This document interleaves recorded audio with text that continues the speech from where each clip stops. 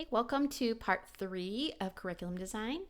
This video, we're going to talk about writing learning outcomes. So we're doing some in curriculum, but also remember that our design process is not a linear process. These are different activities we do throughout our design process.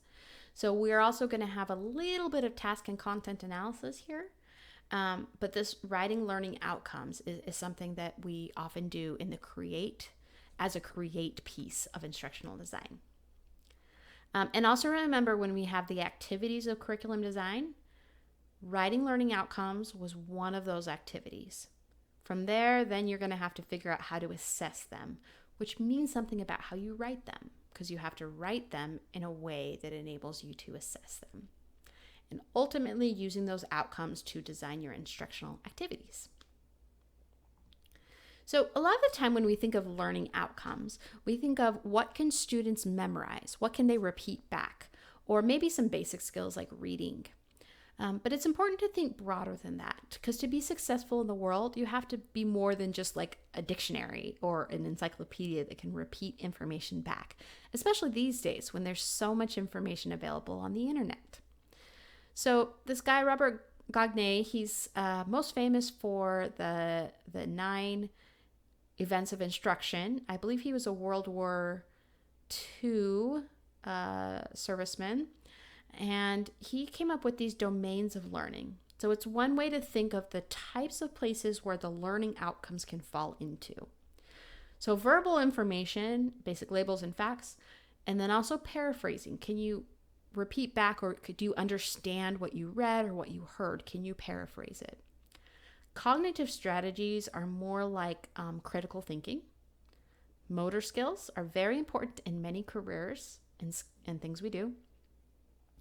Attitudes are a way of feeling or acting, and they actually affect how we act towards something. So we can actually design instructional settings or learning opportunities that can affect people's attitudes, or we can at least try to. And then we have the intellectual skills. And that goes more to discrimination, what concepts are, and using rules. And then using these 3, which are lower level skills, to problem solve in a new situation. So that's one way to break down what learning outcomes could be. Another way from Niels Flohr, he called them learning objectives. But he talked about we want to look at insight, knowledge, skill, and behavior. Probably the most famous in education is Bloom's Taxonomy. And many of you have probably seen this before. We go from a base of just remembering something to understanding, applying, analyzing, evaluate, and then this create, actually produce something new and original. We want to get to this create phase of learning. And so there have been verbs, and this is on the reading that I had you do about learning outcomes. Here's a whole bunch of verbs that fall under those learning taxonomies, the Bloom's taxonomies. And that can be really useful when you're writing learning outcomes. Okay, so quick review from your reading. Quality learning outcomes, they need to be specific and well-defined, realistic and achievable. We need to be able to measure them somehow so we know when we've achieved them. And we want to use action verbs in pretty simple language. So the format that the reading I gave you suggested was saying after whatever happens, students will be able to do something and then having some type of criteria. Now, learning outcomes don't always have to be in this form, but it's good practice. It's a good way to start thinking about it to make sure that you're including all the pieces that we need to have a clear learning outcome. So here's an example. After completing the design case story, that is my condition, and then look for the action and the criteria, students will be able to describe an example of an instructional design project in a casual conversation with a non-designer. So based on the activity that I had you do, I'm hoping that that's going to result in you being able to describe an example to someone who's not a designer. And part of the reason I had you write stories and tell stories about the instructional design project is to help you get to that level where you can just use it in casual conversation. You can explain what instructional design is, how it happens. So that was kind of a learning outcome for this assignment that I had you do. Here's another example. After completing the video on curriculum design, which you're doing right now, students will be able to evaluate the clarity of learning outcomes. And then I need a condition. I wrote in curriculum guides. You could also put evaluate learning outcomes after you write your own learning outcomes. I was just trying to think of a place where we could evaluate this. So the reason we have this is we could test this. We could give you a curriculum guide and ask you to evaluate the clarity of the learning outcomes. It's something we could measure. It uses an action verb and it's specific. So we're going to try this with some of the ISTE standards. So here's one. This is a student ISTE standard. Students create original works or responsibly repurpose or remix digital resources into new creations. This is one of the learning outcomes or the standards, not learning outcomes. This is one of the ISTE standards that says what students should do.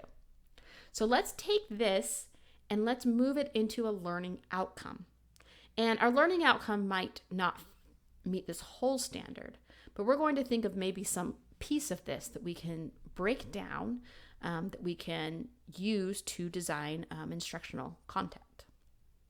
So remember, we're looking for after something happens, students will be able to do something, and we need some type of criteria.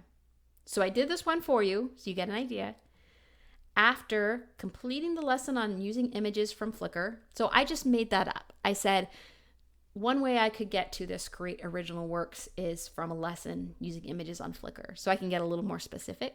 Students will be able to create a slide presentation that includes Flickr images with appropriate attributions. Now this I had to move the pieces around a little bit.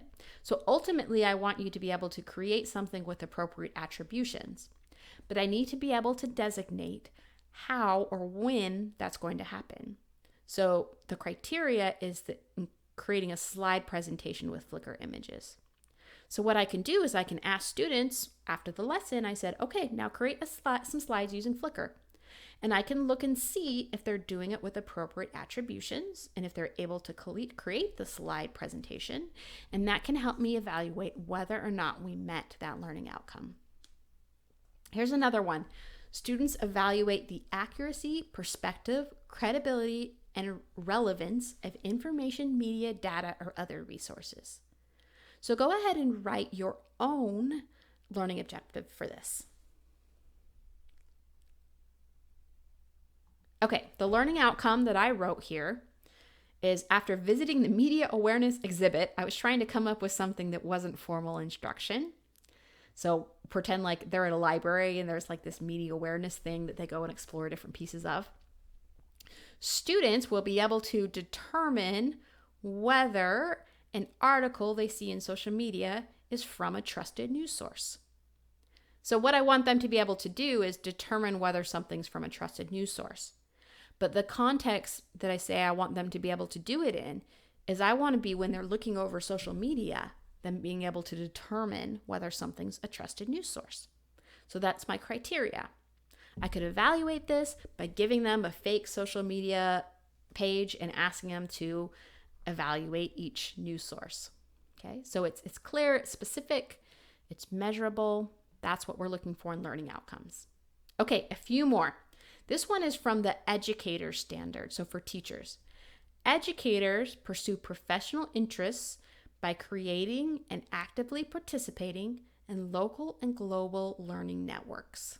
Go ahead and write a learning outcome for this standard. Okay, how about this one? Educators design authentic learning activities that align with content area standards and use digital tools and resources to maximize active, deep learning. Remember, you can just choose a small part of this. You don't have to address all of that in your one learning outcome. Okay, last one. Educators model and nurture creativity and creative expression to communicate ideas, knowledge, or connections. Okay, so I will be looking at those and I will be giving you feedback on those, so make sure to check.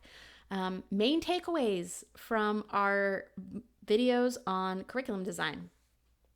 Curriculum design, it helps us organize what we want students to learn. It kind of helps us identify like a preferred state we're trying to get to.